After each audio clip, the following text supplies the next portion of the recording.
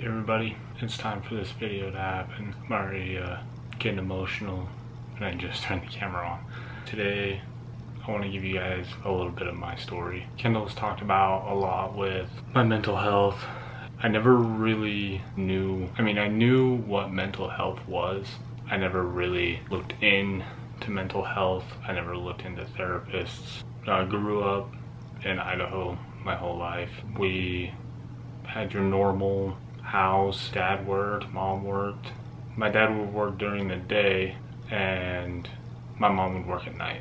She was a waitress. You know, we'd go to school. By the time school got out, mom would pick us up and take us over to our grandparents' house until my dad got off. But the thing is that I dreaded my dad coming just because I knew what was going to happen. And this may sound like your stereotypical story, just because, you know, my dad would pick us up. He'd take us home, feed us dinner, you know, get us in the bath, whatever. And then he would start drinking. He would drink and drink and drink. I remember when I was a kid, just little, I don't know, I was maybe 5 or 6, and laying in bed, and it was dark, and I could see the light crack through, you know, my door. And all I remember is hearing the cracks of a beer can. That distinct sound still just, I can't do it. I didn't know this at the time. I know now that there's thousands upon thousands of people that went through what I went through. My dad, he wasn't abusive. He wasn't physically. And I was about 7. My mom just got fed up with it. She couldn't take it anymore. And I don't blame her. My mom.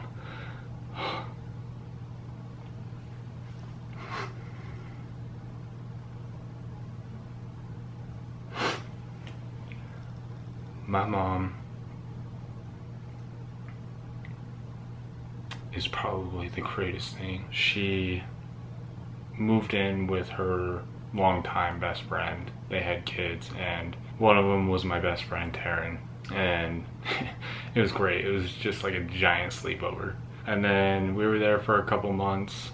I never really saw my dad. After him and my mom split, he just kind of became a memory, really, for a while.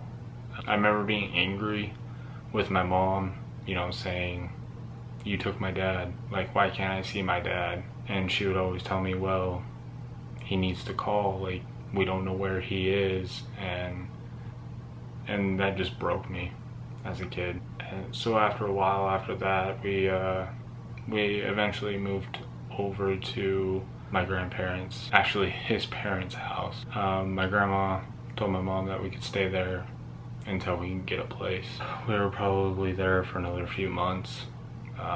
Still no sign of my dad.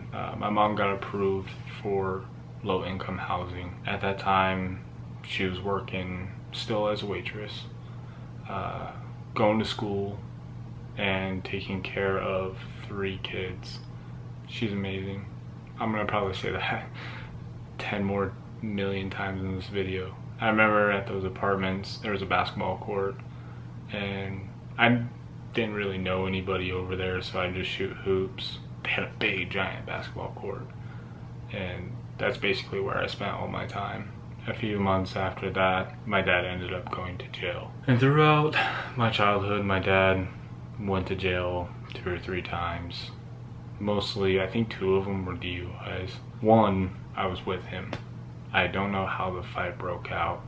I don't know what happened. My grandpa was telling my dad, "You can't leave, you've been drinking, you have Kenny with you." My dad told me, you know, "Let's go, Kenny. And as a little boy, your dad is your best friend." I didn't know the circumstances. I was maybe 8, 9 years old.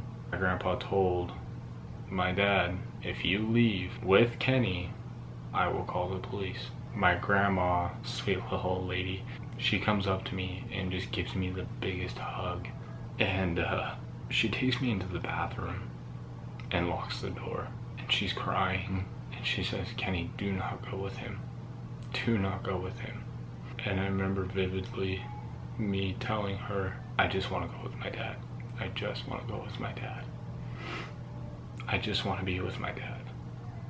And I went with him. We got maybe a mile and a half down the road. And the cop pulled us over. And surprisingly enough, it was a cop that lived a couple streets over from us. We got to the side of the road. My dad handed me his beer and said, "Hey, can you stick that between the seat and the door?" The cop came over and was talking to him, and another cop that pulled up, because I'm assuming I was there. There were so many cop lights behind us. I couldn't tell you how many there were, but there were a lot. I remember another cop coming up and opening the door, and the beer fell out. He looks down at it and looks back up at me and goes, "That isn't yours, is it?" No, it wasn't mine. He's like, "All right, bud, hang tight. We got somebody coming." Okay. You know, just being a little kid that I am, you know, I was scared. I didn't know where they took my dad. My grandpa got in the truck. The first thing that he said to me is, "Kenny, please don't ever end up like this." And in those words, and it's almost like the way he said it too, because you could just hear the heartbreak in his voice. When we went back to his house, my grandma was still crying. I just remember going up and giving her the biggest hug, and she told me, "You're staying here tonight, you're not going anywhere." I said, "Okay, Grandma." Growing up, their house was probably my favorite house. I still love that house. There's so many childhood memories. They were like my parents away from parents.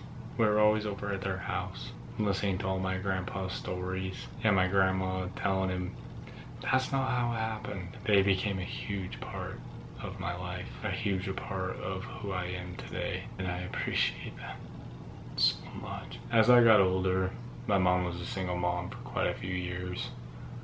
I think till I was about 12, 13. That's when she met my stepdad. They got married. To be in all honesty, I mean, my dad was so much in and out of my life that I would consider my stepdad more as a dad than my own father. I mean, my dad would come in my life for a month or two and then disappear for another 8 months. I didn't know then. That does a lot on a kid's mental health. You know, like I said, he wasn't very physically abusive, but he was very, very mentally abusive. I mean, he does it to anybody and everybody in his path. I remember waking up to text as a teenager telling me, you know, I should just go find a new family. You know, I'm not part of his. It broke me. It broke me a lot. You know, I'd let him get to me just because as a kid, going to family events and things like that, never really had my parents there, because obviously my mom doesn't, you know, she wouldn't come because it was my dad's side of the family, and my dad wouldn't come because who knew where he was. I remember vividly, I can't remember if it was a holiday or if it was just a family gathering. We were all sitting there eating dinner. One of my uncles, who I love dearly, he looks over at me and goes, "Hey Kenny, where's your dad?" I look over at my grandma, just in distraught, like, what do I say? My grandpa, not even looking up from his plate, he's still eating, and says, "Oh, he had to work late tonight." I think during that time of just going to all these family events and things like that, that my dad was never there, I think that's what really built my box. The I'm not enough, I'm not loved, and I'm not wanted. Of course I had family.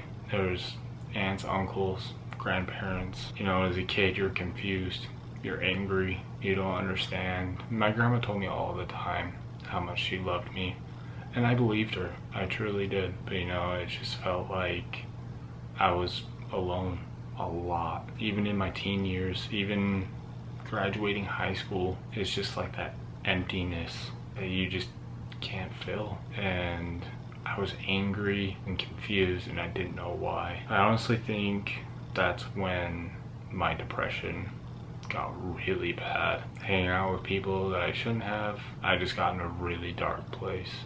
That alone could be another video, and I might talk about it in another video, but I didn't know how I was going to get out of it. It just seemed like it was a constant loop, and it was never going to end.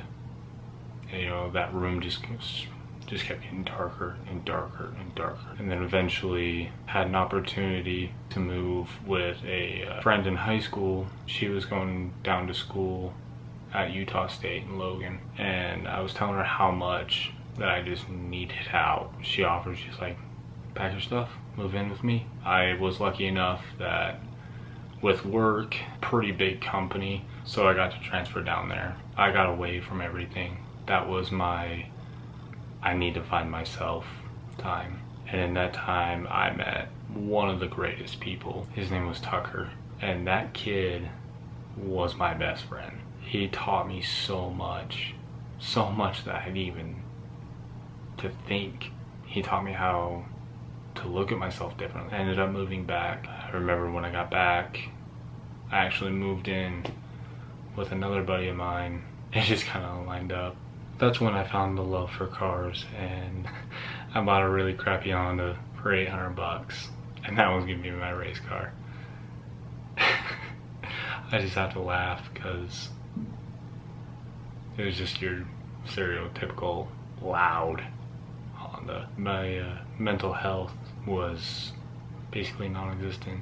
I was happy for once. It was about 2 years without talking to my dad. In that time frame, met Kendall. Well, started talking to Kendall. You guys will learn that story. I remember vividly one night that I just sat on the edge of my bed. I'm not a religious man at all. I've always hated going to church. I don't know if that's just your typical, I'm a kid, I got better things to do. I remember sitting on the edge of my bed and I just kind of had a mental breakdown. I don't know what over. I just felt super sad. It was just like emotion that I had built up. I hid it so well from so many people. You know, the people that I loved, people that cared for me. After I got done with this mental breakdown, I just told myself, God, if you're out there, just give me a sign. Just one sign of what my purpose is. A couple weeks went by, didn't feel any different. I mean, I felt relieved. And then all of a sudden one night, I get a Facebook message, and it was Kendall. At that time, you know, obviously most of you know, she was in a pretty dark relationship. You know, we just started talking as friends, you know, talked about video games and what we loved about those games. We talked for maybe a day and a half, and my idiot self was like, all right, yeah, stay close. It's funny that I think about it now. And then a couple days later, I noticed I couldn't stop thinking about her. I knew she was in a relationship. I'm not that type of guy at all. So I was like, well, if I'm gonna talk to her, you know, if I have the opportunity to talk to her, I'm gonna talk to her. And so I just started talking to her again. We talked for hours and hours and for days. So we just kept talking and kept talking. Eventually, most of you know, we eventually started dating. The more and more we were hanging out, it was like basically I never lived at my apartment. I was always at her house. And I remember one night she was like, hey, do you want to stay for dinner? I was like, yeah, that sounds great. She made baked spaghetti. Y'all, if you've never eaten baked spaghetti, are you even living? When I tried her spaghetti, I instantly thought, God, you have a funny way of telling me my signs. But never ever my entire life would I ever think that woman means so much to me. She actually is the one that got me aware of my mental health. The first year of us being together, it was fantastic, greatest time. I was so in love. She was scared to introduce me to Hendrix, which I totally understand, I would too. I remember the first night that I met Hendrix, he looked at me all funny, you know, little tiny Hendrix. He comes up to me with this little basketball, and he had the little plastic basketball hoop there in the living room. He comes running up to me with his ball, and he looks at me and goes, ball? I was like, you want to play ball? And he like pointed over to his little basketball hoop, and we sat there for a couple hours, it feels like, sitting there playing basketball. He's laughing, and for the first time in a really long time, my heart felt full. That kid became my best friend. He truly did. Still is. I mean, he's older, I got things to do. Hendrix now. we still do things together. And we moved to Utah, and I saw how hard that was on Kyndal, just because Hendrix was living with his dad. Finally, you know, we got in a position where she could quit her job just because my store was doing so well, and I could just see it in her eyes. You could feel it when Hendrix came home. How I was even excited. I was like, man, I got somebody to play with. It wasn't shortly after that when Kyndal told me she was pregnant. And I honestly couldn't tell you guys how excited, scared, nervous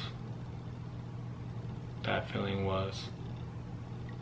And it would fluctuate every day until the day he came. That was probably one of the best days of my life. My kids are literally my life. I noticed after Bennett was born, my mental health kind of took a toll again. And I'm sure there's a lot of guys out there that are like this. You know, you get your mind going. Am I doing enough? Am I doing good enough to, you know, support my family? Things like that. And, you know, am I going to be a good father? I told myself no matter what, I'd always be there for my kids. Always. The more I got thinking about it, it angered me so much. The thought that of my childhood and the things that happened in my childhood, I just thought to myself, how could my dad do this? How could you leave your child for weeks or months upon end? And if you're sitting here watching and thinking alcohol is a disease, and it is, I agree. But the thought of even leaving my kids is gut-wrenching. And that is something I'll probably never understand. And I'm okay with that because I know I am giving my kids 110%. I mean, there's things that have happened in Kyndal's and I relationship that is probably going to be saved for another video. The aspect of this video, explain my mental health a little bit. I want to let everyone know it's okay. You are not alone. You may feel alone, but you are not alone. There's a lot of times that I was not there mentally. I would catch myself a lot just staring off into nothing. I mean, there's times that Kyndal would say something to me and either I didn't hear her or I would forget about 5 seconds later. And to think of that now, it's rough. It's hard. Just because here's this person that you love so much and you can't even be there for him.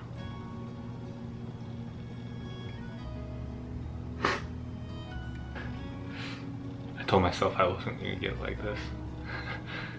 Give my whole self the prep talk. I love your guys' kind comments about mental health and sharing your guys' stories about, you know, your mental health or your husband's mental health. It helped a lot to know that a kind stranger that has maybe seen me 10 seconds in a video had such kind words. It means a lot. And I think that's why you guys didn't really see me in videos.